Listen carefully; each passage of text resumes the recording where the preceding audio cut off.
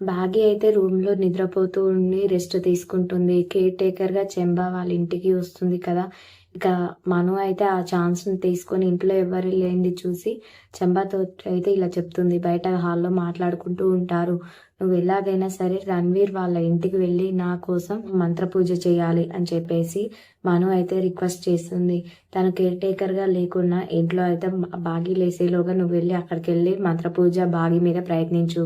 కడుపులో ఉన్న బిడ్డనైతే చంపేయి" అని చెప్పేసి భార్య చంబాకి చెప్తుంది. చంబా అయితే అక్కడి నుండి బయలుదేరుతుంది.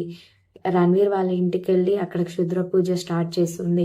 ఇక కర్రతో అయితే దీపం మీద ఇలా తిప్పుకుంటూ చేస్తూ ఉండగా భాగ్య అయితే రూమ్‌లో పడుకొని ఉంటుంది కదా! తన కడుపులో ఉన్న బిడ్డకైతే ఏదో అవుతున్నట్టుగా స్టమక్ పెయిన్ వస్తున్నట్టుగా భాగ్య కళ్ళలోనే ఏదో స్టమక్ పెయిన్ వస్తున్నట్టుగా ఫీల్ అవుతూ ఉంటుంది.